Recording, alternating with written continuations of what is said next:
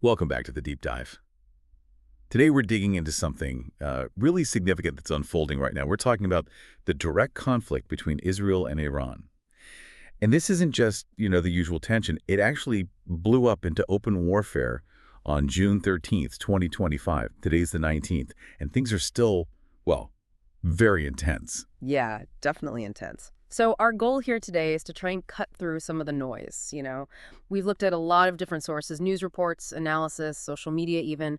We want to help you get a handle on what's happened recently, the military actions, the human cost, which is just staggering, and also how the world is reacting and how this whole thing connects back to what's happening with Israel and the Palestinians. Right, and it's so important to remember this didn't just happen overnight. There's decades of bad blood here. Iran backing groups like Hamas and Hezbollah for years, Israel pushing back against them, especially after the October 7th attack in 2023 and the Gaza war that followed. That really set the stage.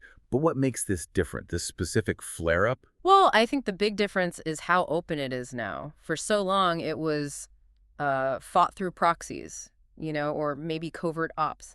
Now you've got both countries launching missiles and drones directly at each other's territory, out in the open. That's a huge shift in how they're dealing with each other. The deterrence game has changed, and the risks are just, well, much, much higher than before. That is a massive shift.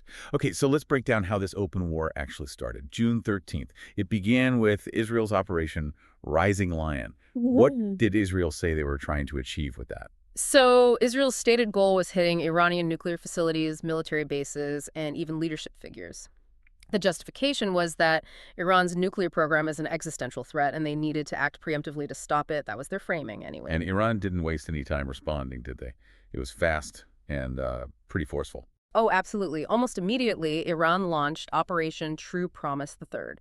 That involved barrages of ballistic missiles, drones, aimed right back at Israel, hitting military spots in civilian areas. It was a very clear, very public message, a direct counterpunch. Okay, so let's dive into the actual military back and forth then, between the 13th and today, the 19th.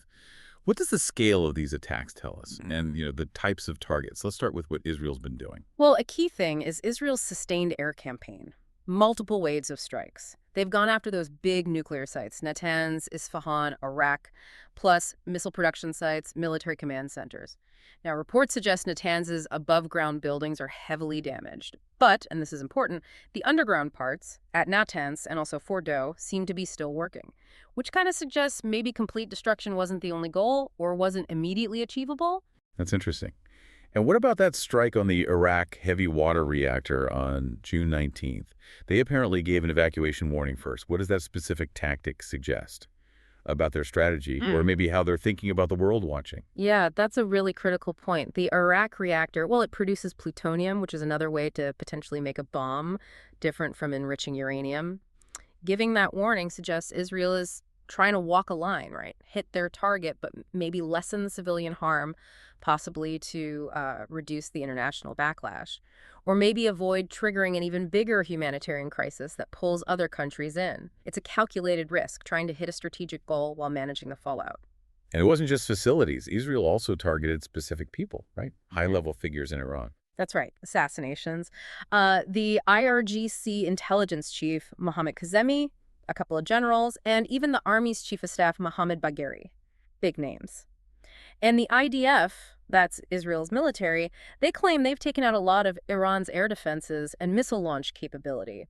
They say that's why Iran's recent attacks haven't been as intense. Okay, but is there independent confirmation of that? Or is Iran telling a different story? Yeah, getting solid independent confirmation in the middle of all this is, well, it's tough. The IDF's narrative fits with the slightly lighter Iranian attacks lately, but then Iran's Revolutionary Guards are saying, no, we shot down 28 of their planes, including a drone, and they claim their missiles did hit Israeli intelligence centers and air bases successfully. It's classic fog of war, really. Both sides are pushing their version of success. And even if Iran's counterattacks are maybe less intense now, they're still happening. Barrages hitting Israeli cities, Tel Aviv, Haifa, Beersheba, and military bases too. There was that really worrying incident on the 19th, wasn't there? A missile hit the Soroka Medical Center in Beersheba, injured quite a few people. Yeah, at least 32 injured there. Iran said they were aiming for an IDF command center nearby. But Israel, of course, accused them of hitting civilians on purpose. That incident just highlights the terrible risk to civilians in this kind of conflict, whether it's deliberate targeting or just, misses in urban areas. It immediately brings up questions of international law and fuels that whole narrative about disproportionate force. And even though Iran's attacks might be lighter, their officials are still saying they'll keep going, so they still have some fight left in them. Okay, stepping back a bit. Yeah. How has this spread beyond just Israel and Iran? We're hearing about proxy groups getting involved. Right. So the Houthis down in Yemen, who were backed by Iran, they've joined in, claimed coordinated attacks with Iran against Israel, and militias in Iraq, also linked to Iran, they've fired rockets and accused the U.S. of helping Israel by letting them use Iraqi airspace. But what's really noticeable is, well, Hezbollah in Lebanon seems relatively quiet this time around. Given their history, why might that be? That's a very significant point. Hezbollah is usually Iran's main proxy right on Israel's border. Their relative silence is quite striking. It probably points to them being weaker after those Israeli operations against them back in 2024. Or it could be a deliberate choice by Iran. Maybe Iran wants to keep this fight mainly between themselves and Israel right now, avoid opening another huge front through Lebanon that could pull in even more outside powers. So it's either strategic restraint or maybe just a lack of current capability on Hezbollah's part. Beyond the strategy and the politics, let's talk about the human cost. It sounds devastating. What's the impact inside Iran? The numbers are really awful. A human rights group is reporting over 365 deaths in Iran. And the breakdown is stark: 239 civilians, 126 security personnel. There was that one horrific strike we heard about, a 14-story apartment building in Tehran, 60 people killed, and half of them were children. Just devastating. Iran's health ministry is also reporting over 1,200 injuries, and they say 90% of those are civilians. And then there's the damage to just everyday life. Fuel depots hit, residential areas damaged. We even heard reports about ATMs not working in Tehran because of infrastructure damage. It disrupts everything. And in Israel, the numbers are lower, but the impact is still very real. That's right. At least 24 deaths reported so far, some from earlier strikes, 4 more just on June 16th in Tel Aviv and Haifa, and over 390 injuries since the 13th. Plus, damage to homes, that power plant in Haifa we heard about, and the Sorka hospital, as we mentioned. And you can't really measure the psychological impact, can you? Living under that constant threat of missile attacks, it must be immense. Now, how does all this direct Israel-Iran fight connect with what's still going on in the Palestinian territories, Gaza and the West Bank? It's definitely connected, and it's complicated. In Gaza, while Israel is still operating against Hamas, who, remember, Iran supports, some posts we've seen on X, Twitter, suggest Israeli airstrikes in Gaza have actually picked up alongside this Iran conflict, which of course just makes the humanitarian crisis there even worse. The UN says over 2 million people face food insecurity. The blockade's been there since 2007. This fighting just adds another layer of misery. The worry is that the Iran conflict gives Israel sort of cover. And the West Bank. Tensions rising there too. Oh yeah, big time. There's been an increase in settler violence, more Israeli military operations. Over 600 Palestinians have been killed there just in 2024.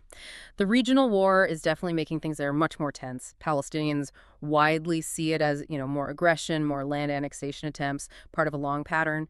Looking at Palestinian voices on X, there's a lot of frustration. Some are accusing Israel of basically using the Iran fight as an excuse to ramp up pressure on them.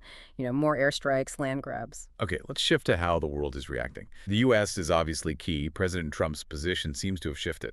It has. Initially, he sort of distanced the U.S. from Israel's first strikes, but since then, he's come out demanding Iran's unconditional surrender. And he made that claim about Iran being weeks from a nuclear weapon. Yeah. That seems to clash directly with what U.S. intelligence has been saying, doesn't it? What's going on there? It's a major disconnect, yeah. U.S. intelligence agencies have been pretty consistent saying Iran hasn't actually decided to build a bomb, and they're still years away from being able to deliver one. So Trump's statement looks more like, well, maybe political rhetoric, trying to justify potential U.S. action or just put maximum pressure on Iran. It's not reflecting the known intelligence picture, and it makes trying to de-escalate things harder because it confuses the issue of how urgent the nuclear threat actually is. And speaking of potential U.S. action, there are reports he's actually considering strikes on Iran's Fordo site. That's the reporting, yes. Discussions apparently happening in the Situation Room about using bunker-busting bombs against Fordo, which is a heavily fortified underground site. For now, though, the U.S. role has been defensive. They helped shoot down some Iranian missiles back on the 13th, but haven't joined Israel's offensive directly. But one clear casualty of all this was diplomacy.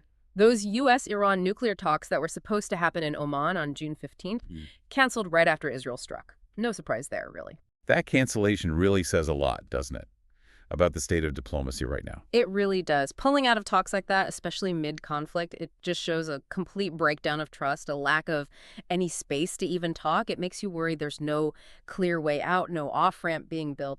Okay, zooming out a bit more, what about other countries? How are they responding? We're seeing a range of reactions. Countries like Russia, Saudi Arabia, Qatar, Jordan, they've condemned Israel's strikes, called them violations of international law. Russia even offered to mediate. Saudi Arabia warned about regional stability. Then you have France, the UK, Germany. They're calling for restraint from everyone. French President Macron specifically warned against trying to achieve regime change in Iran militarily. He pointed out the huge risk of chaos that could just swallow the whole region. And the G7 summit in Canada, I gather this conflict pretty much took over the agenda. It sounds like it dominated, yeah. German Chancellor Friedrich Merz was reportedly pushing hard for diplomacy, trying to find a way to stop Iran getting nuclear weapons without more war. Meanwhile, the IAEA, the UN's nuclear watchdog, they confirmed the damage at Natanz, but said things looked unchanged at Fordo and Isfahan, the other sites. But they did declare Iran non-compliant with its nuclear obligations just before this kicked off on June 12th. They cited Iran having 409 kilograms of uranium enriched to 60%. Now, that's not weapons grade yet, but it's close. And having that much material significantly cuts down the time Iran would theoretically need to break out and produce bomb fuel if they decided to. Right, that breakout time is key. And with all this instability, countries are telling their citizens to leave. Yes, quite a few. Ukraine, China, South Korea, Australia, all advising their nationals to get out of both Israel and Iran. Over 600 foreign nationals apparently already fled Iran into Azerbaijan. It just shows how worried governments are about safety and the potential for this to get much worse very quickly. Let's circle back to that nuclear issue then. It seems to be at the absolute core of this. Israel says its strikes are justified because Iran could have a bomb within days using that uranium stockpile. But as you said, the IAEA, U.S. intelligence, they disagree pretty strongly. What are the new risks created by actually hitting these nuclear sites? That's where it gets really frightening. First, you have that fundamental disagreement driving things. Israel saying days away, the U.S. saying years away and no decision made. That gap is huge. The new risks from the strikes themselves are, well, firstly, the potential for radioactive leaks. Damaging these facilities could release dangerous materials with consequences way beyond the blast zone, health, environment. And secondly, there's the risk, the irony, really, that attacking Iran's nuclear program could push them to actually speed it up, to decide they absolutely need a deterrent because they're being attacked. And that June 19th strike on the Arak heavy water reactor specifically caused a lot of alarm globally. Why is hitting that facility such a big deal? Because, as we mentioned, Arak uses heavy water to produce plutonium. It's a completely different route to a potential bomb than enriching uranium. So targeting it, even with a warning, sends a powerful message that Israel intends to block all possible paths Iran might take towards a weapon. But it also rings major proliferation alarm bells worldwide because it directly threatens a facility linked to plutonium production. So here we are, June 19th, 2025. Where do things stand right now? It's still ongoing, clearly. What are the biggest immediate dangers? Yeah, the attacks are still flying back and forth. We're on day 7 now. No ceasefire anywhere in sight. The risk of this getting bigger is really high. You've got Iran's Supreme Leader Khamenei rejecting any talk of surrender and warning the U.S. of irreparable damage if they jump in directly. That raises the horrifying possibility of a direct U.S.-Iran war, which would just be catastrophic for everyone. And the ripple effects. Fears of a wider regional war involving more proxies in Iraq, Syria, Yemen. And what about the economy? Those fears are very real. Yeah. And we're already seeing the economic impact. Oil prices are up. Brent crude climbed about 2.9%, hit $76.37 at barrel. If this conflict drags on or expands across the Middle East, which is obviously vital for oil, prices could really spike. That would hit economies all over the world. And diplomatically, it sounds like a dead end right now. Pretty much feels like a stalemate, yeah. Iran says it won't negotiate while being attacked. Those U.S.-Iran talks got canceled. There's just no obvious diplomatic path forward being discussed publicly. It's a dangerous vacuum. One last thing, what about the internal pressures? Inside Israel, for example, Prime Minister Netanyahu was already facing criticism over the Gaza war, now this escalation with Iran. Are people suggesting, maybe on platforms like X, that these strikes are linked to his own political situation? Yes, that's definitely part of the conversation. Some analysis you see on X and elsewhere suggests the timing of the Iran strikes might partly be about shoring up Netanyahu's support at home. Rallying people around the flag against a big external enemy can sometimes distract from domestic problems like the ongoing Gaza situation or internal political unrest. It adds another layer, doesn't it? And we should also mention Israel's actions hitting civilian areas in Iran, the ongoing operations in Palestinian territories, they are drawing criticism internationally. Accusations of disproportionate force, violations of international law, that pressure is building too. So when you pull all these threads together, the deep history, the proxy fighting, the nuclear fears, the domestic politics on all sides, this shift to direct open warfare between these two major powers, what kind of long-term changes could this trigger? Not just in the Middle East, but for, global stability, the way countries interact in the future. Definitely something to keep thinking about as the situation continues to develop.